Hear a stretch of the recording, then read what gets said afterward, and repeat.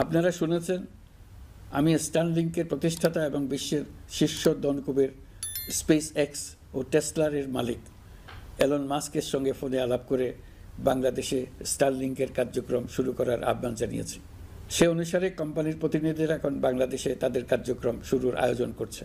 তাদের সঙ্গে 3 মাসের মধ্যে বাণিজ্যিক চুক্তি চূড়ান্ত করার কাজ চলছে। স্টারলিংকের মাধ্যমে স্বল্প মূল্যে উচ্চগতির ইন্টারনেট বাংলাদেশের ডিজিটাল জগতে একটা বিপ্লব আনবে। স্টারলিংক সেবা চালু হলে দেশের প্রতিটি গ্রাম, দ্বীপাঞ্চল, দুর্গম পাহাড়ি অঞ্চল অতি উচ্চগতির ইন্টারনেট সেবার আওতায় চলে আসবে। স্টারলিংক চালু হলে ভবিষ্যতে কোনো সরকার ইন্টারনেট সেবা বন্ধ করে মানুষকে আর তথ্যবন্দী করার কোনো সুযোগ পাবে না। বাংলাদেশের প্রতিটি অঞ্চলে বিশ্বমানের শিক্ষা, স্বাস্থ্যসেবা, অর্থনৈতিক ক্ষেত্রে সকল নাগরিকের অংশগ্রহণ নিশ্চিত করা যাবে। এপ্রিলে গোটা বিশ্বের নজর থাকবে বাংলাদেশের দিকে। আন্তর্জাতিক বিনিয়োগ সম্মেলনে দেখা যাবে শীর্ষ ধনী বিনিয়োগকারীদের। প্রধান উপদেষ্টার আমন্ত্রণে আসতে পারেন স্পেস এক্সের ইলন মাস্ক, অ্যামাজনের জেফ বেজোসের মতো শীর্ষ ধনী ও বিজনেস টাইকুনরা। এরই সাথে শোনা যাচ্ছে ইলন মাস্কের হাত ধরে বাংলাদেশ আসতে যাচ্ছে স্টারলিংকও। কি এই স্টারলিংক? ইন্টারনেট সেবার ধারণাই বদলে দিতে যাওয়া স্টারলিংক কিভাবে কাজ করে আরও জানাচ্ছেন ইমতিয়াজ আলম।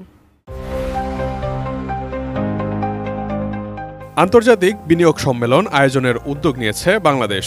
আগামী এপ্রিলে রাজধানী ঢাকায় হচ্ছে বৈশ্বিক বিনিয়োগকারীদের জমকালো এই মিলন মেলা।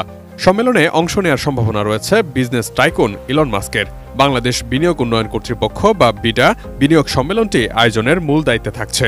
তবে পুরো সরকারি ওই মেগা ইভেন্ট বাস্তবায়নে যুক্ত হবে বলে জানিয়েছেন সংশ্লিষ্টরা।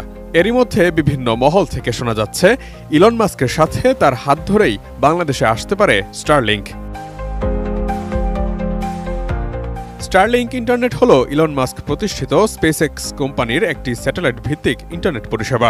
এটি পৃথিবীর বিভিন্ন স্থানে উচ্চগতির ইন্টারনেট সরবরাহ করতে ছোট ছোট স্যাটেলাইট ব্যবহার করে। স্টারলিংকের লক্ষ্য প্রধানত এমন এলাকায় ইন্টারনেট পৌঁছানো যেখানে সাধারণ ব্রডব্যান্ড বা মোবাইল ইন্টারনেট নেই বা খুবই ধীরগতির। বিশেষত বাংলাদেশের গ্রামাঞ্চল ও পাহাড়ি দুর্গম এলাকার জন্য এই সেবা খুবই কার্যকর। স্টারলিংক পৃথিবীর চারপাশে নিচু কক্ষপথে বা লো আর্থ অরবিটে হাজার হাজার ছোট স্যাটেলাইট স্থাপন করেছে। এই স্যাটেলাইটগুলো পৃথিবীর বিভিন্ন অঞ্চলে ঘুরতে থাকে এবং ইন্টারনেটের সিগন্যাল প্রদান করে। স্টারলিংক সেবা গ্রহণ করার জন্য ব্যবহারকারীদের একটি বিশেষ রিসিভার ডিভাইস প্রয়োজন হয়। এই ডিভাইসটি স্যাটেলাইট থেকে ইন্টারনেট সিগন্যাল গ্রহণ করে। কোয়ালিটি সম্পন্ন আন্তর্জাতিক মানের CMT500W CSRM committed for better still. Satellite থেকে প্রাপ্ত সিগন্যাল রিসিভার ডিভাইসের মাধ্যমে ব্যবহারকারীর রাউটারে পৌঁছে। এরপর রাউটারটি সেই সিগন্যালকে ওয়াইফাই কিংবা কেবল সংযোগের মাধ্যমে ব্যবহারকারীর ডিভাইস যেমন মোবাইল বা কম্পিউটারে পাঠায়। স্টারলিংকের স্যাটেলাইটগুলো একে অপরের সঙ্গেও যোগাযোগ রক্ষা করে এবং পৃথিবীর বিভিন্ন নেটওয়ার্ক স্টেশনগুলোর সাথে সংযোগ স্থাপন করে ইন্টারনেট সেবা সরবরাহ করে। এই পুরো প্রক্রিয়াটি অত্যন্ত দ্রুত সম্পন্ন হয়, যা উচ্চগতির ইন্টারনেট সেবা নিরবিচ্ছিন্নভাবে নিশ্চিত করে। স্টারলিংক ইন্টারনেটের গতিও বেশ ভালো। স্টারলিংকের মূল উদ্দেশ্য হল পৃথিবীর যে কোনো স্থানে, বিশেষ করে দূরবর্তী কিংবা গ্রামীণ এলাকায় উচ্চগতির ইন্টারনেট নিরবিচ্ছিন্নভাবে সরবরাহ করা। সাধারণত স্টারলিংকের গতি 150 Mbps এর মধ্যে থাকে। এর মাধ্যমে সহজেই ভিডিও দেখা, গেম খেলা এবং দ্রুত ডাউনলোড করা যায়। তবে কোথাও কোথাও এর গতি আরও বেশি হতে পারে। 2020 সালে প্রথমবার স্টারলিংক সেবা যুক্তরাষ্ট্রে শুরু হয়। এরপর 2021 সালে যুক্তরাজ্য, কানাডা এবং ইউরোপের বিভিন্ন দেশ এই সেবা চালু করে। 2023 সালে স্টারলিংক আফ্রিকায় প্রবেশ করে, যেখানে নাইজেরিয়া, কেনিয়া এবং রুয়ান্ডায় সেবা চালু করে। এছাড়াও মোজাম্বিক, জাম্বিয়া এবং ঘানা সহ আরও কয়েকটি আফ্রিকান দেশেও এই সেবা চালু হয়েছে।